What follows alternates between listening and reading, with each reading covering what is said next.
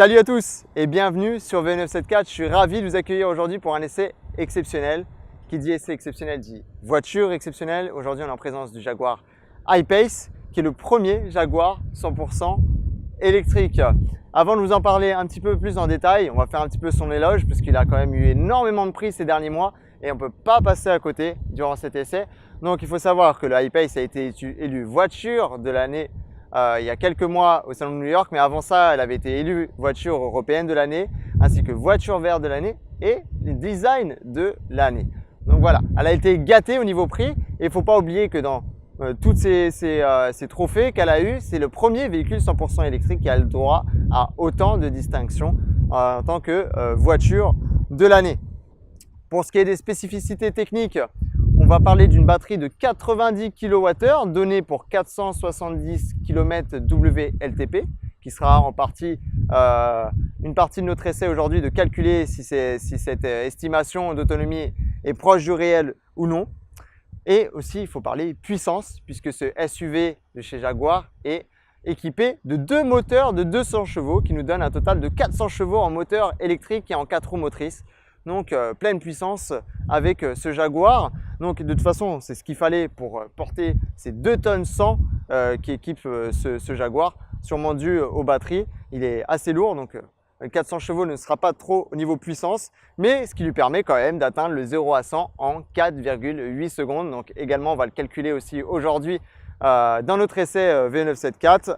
Avant toute chose, on va parler un petit peu de son design extérieur.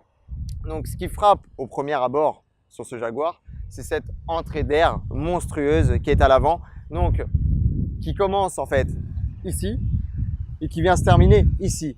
Cette entrée d'air en fait permet de plaquer le train avant au sol directement sur la chaussée et lui permet vraiment d'avoir une super garde au sol et d'être très agile dans les virages.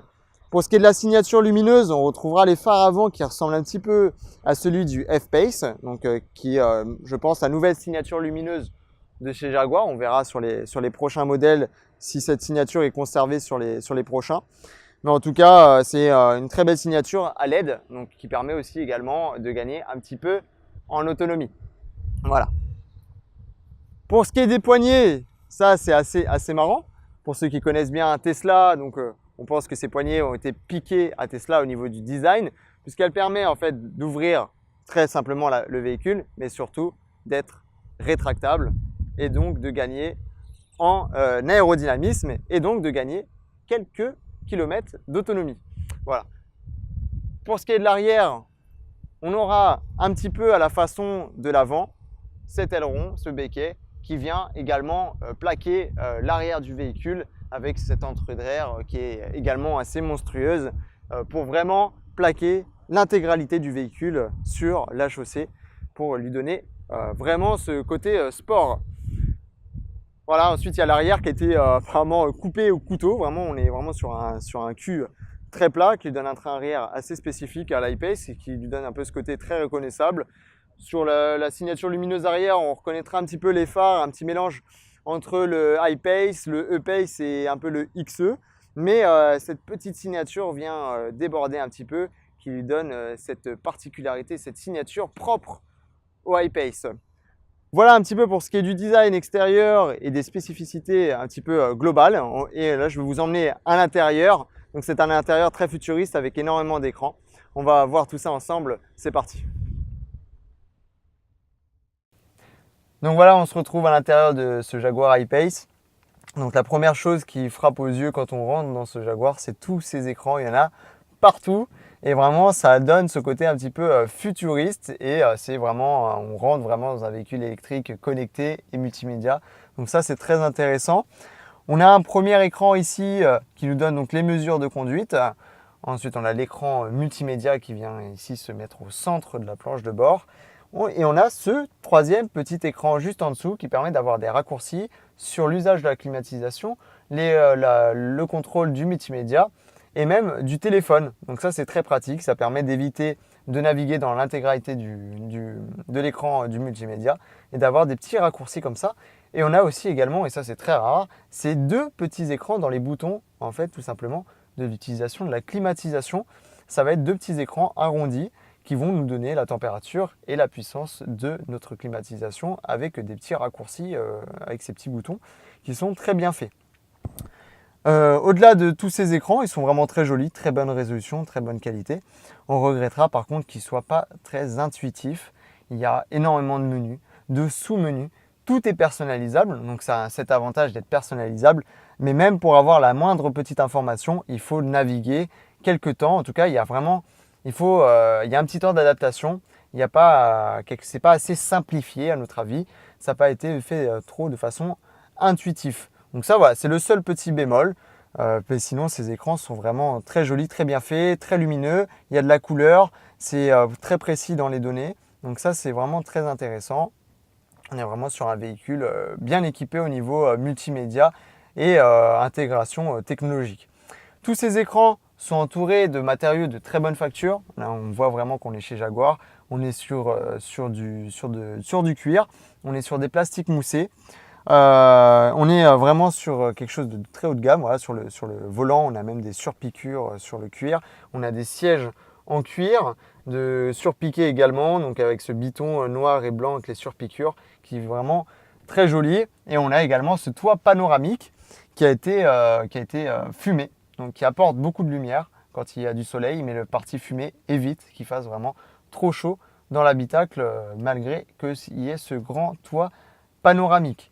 Ensuite, au niveau de l'habitabilité, on peut dire vraiment que le côté électrique a fait gagner un petit peu de place dans ce I-Pace. On a énormément de place à l'avant pour les jambes et à l'arrière, il y a quand même pas mal de place alors qu'on est, il ne faut pas l'oublier, dans un SUV sportif coupé.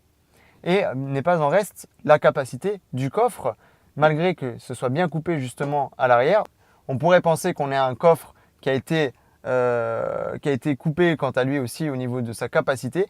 Eh bien non, on est sur un coffre de 577 litres, donc qui est assez exceptionnel, surtout qu'on a en plus un sous-coffre juste en dessous pour installer les câbles qu'on utilise rarement. Et même si vous abaissez les sièges arrière, on sera à 1453 litres, sans compter en plus qu'à l'avant, vu que les moteurs sont intégrés directement dans les essieux, on a un petit coffre à l'avant, un petit peu à l'image des Tesla ou des Porsche avec le petit coffre à l'avant sous le capot. Et donc là, on a un petit coffre qui permet de mettre souvent ce qu'on a en bazar dans le coffre et qui permet de retrouver notre coffre arrière totalement vide et tous ces petits bazars à l'avant, surtout le petit câble de recharge qu'on utilise le plus souvent, qui sera très pratique, très accessible malgré qu'on ait des choses ou non dans le coffre, de l'avoir à l'avant. Donc ça, c'est vraiment pas mal. Il a beaucoup d'avantages de ce côté-là au niveau habitabilité. Il y a des rangements un petit peu partout. Et c'est ce qui donne vraiment ce côté luxueux à ce véhicule. On est vraiment chez Jaguar. Surtout que sur la version qu'on a là, la version SE, c'est un milieu de gamme. Et pourtant, il est déjà très bien équipé. Voilà. Pour ce qui est du reste, donc sa consommation. Là, on vient de faire un Saint-Denis-Saint-Pierre. Donc, on vient de faire 90 km. Et on a utilisé 25% de sa batterie. Donc, en fait, ce qui nous donne une autonomie théorique estimée à 360 km réels. Par contre, je tiens à préciser, vu que c'est un 400 chevaux, j'avoue que je me suis un petit peu amusé avec.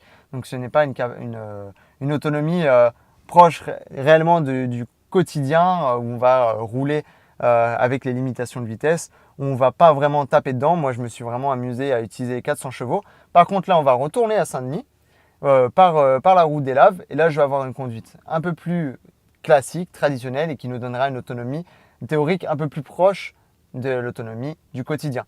Mais en tout cas, même en ayant tapé dedans, en ayant fait des accélérations franches, en ayant atteint des vitesses assez élevées, on a quand même, on n'a pas ce stress de l'autonomie, on est vraiment à l'aise, la jauge bouge très très peu et vraiment on peut vraiment s'amuser avec, tout sans compter, sans réfléchir, sans penser à son autonomie totale et à stresser à savoir si on va recharger ou non, puisqu'en général, quand on a un véhicule de cette gamme-là, on a la borne de recharge qui va avec à la maison pour s'y brancher tous les soirs. Voilà, donc là, on va retourner à Saint-Denis. Je vous parlerai un petit peu plus en détail de son côté recharge et puissance de recharge. Voilà, c'est parti, on va reprendre la route et je vous donnerai un petit peu la nouvelle consommation qu'on pourra avoir entre Saint-Pierre et Saint-Denis. C'est parti, on se retrouve à Saint-Denis. À tout à l'heure.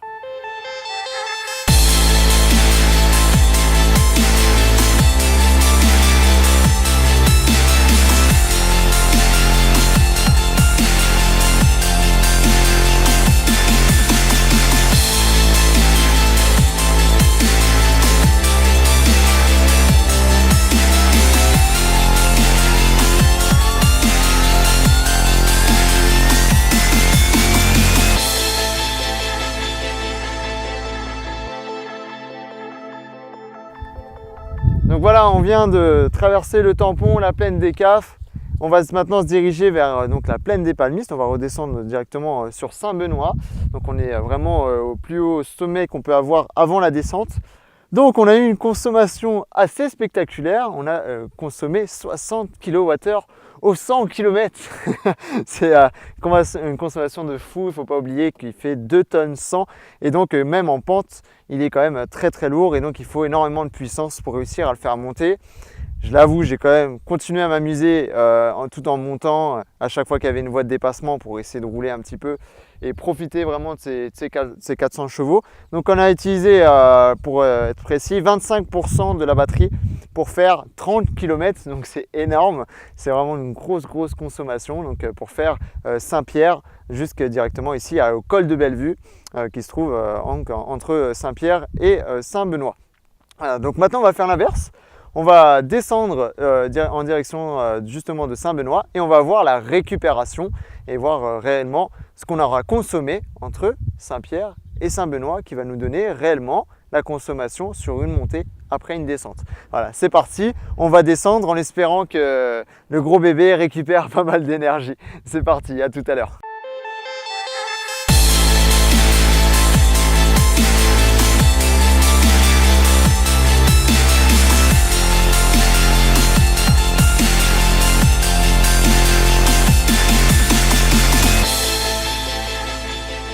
Voilà, notre tour de l'île est maintenant terminé. Il nous reste à la destination, il nous reste 30% de la batterie après avoir fait plus de 250 km, donc c'est assez exceptionnel.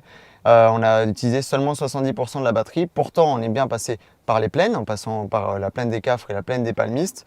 Donc on a rechargé très peu par contre dans la descente, donc là on a été un peu déçus là-dessus, mais au final, c'est largement suffisant pour n'importe qui en termes d'usage sur l'île, surtout s'il a une borne à la maison. D'ailleurs, parlons du temps de recharge. Il faut compter sur une prise domestique et pas du tout adaptée à ce type de véhicule, puisqu'on a une batterie qui est quand même assez énorme de 90 kWh, donc il faut compter plus de 40 heures de recharge et il faut compter à peu près une douzaine d'heures sur une borne 7 kW qu'on peut avoir à la maison. Comptez 12 heures de recharge sur une borne de charge rapide en métropole qu'on ne trouvera pas encore tout de suite sur l'île. Comptez à peu près 2 heures pour faire le plein. Donc pour parler un petit peu d'autonomie, donc comptez à peu près 300-350 km si vous êtes en mode sport, vraiment si vous amusez avec les 400 chevaux. Comptez 400 km en mode normal sans se soucier que c'est un véhicule électrique et comptez 450-460 km si vous roulez un petit peu en mode éco et que vous faites un petit peu attention à votre consommation sans pour autant rouler à fleur de pédale.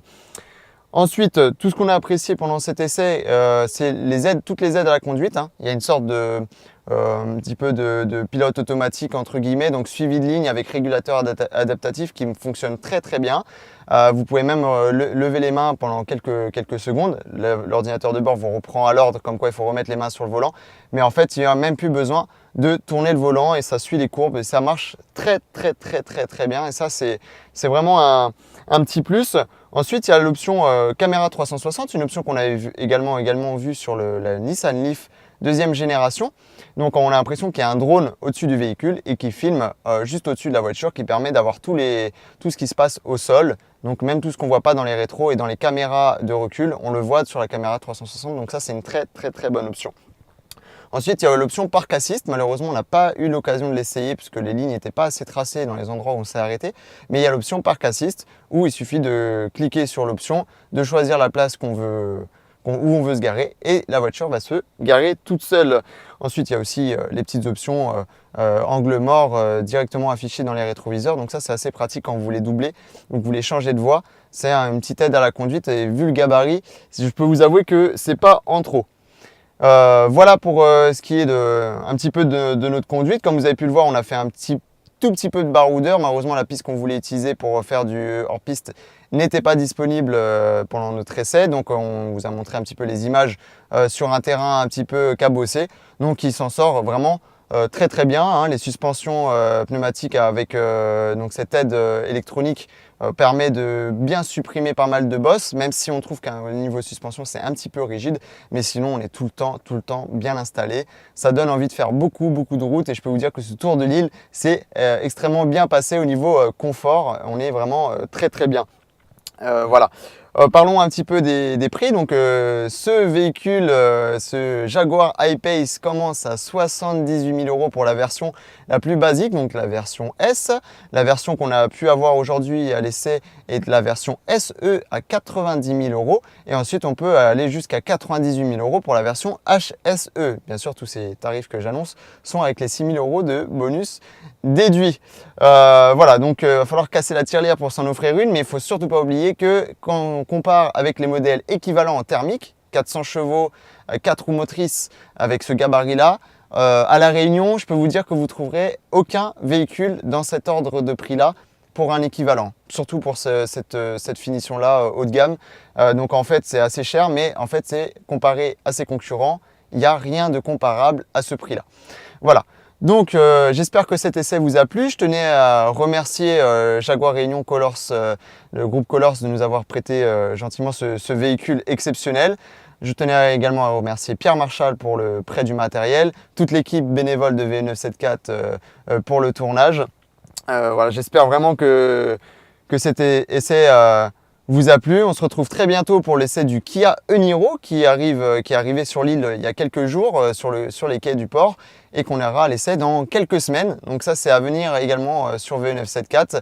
N'hésitez pas en tout cas à vous inscrire sur la page YouTube, la page Facebook Voiture électrique 974 et de vous abonner au groupe également si vous habitez sur l'île et que vous voulez un petit peu plus d'informations en temps réel et poser toutes vos questions aux utilisateurs, aux propriétaires de voitures électriques. Voilà, je vous retrouve très bientôt sur V974. En attendant, portez-vous bien, restez branchés. C'était Romain. Peace.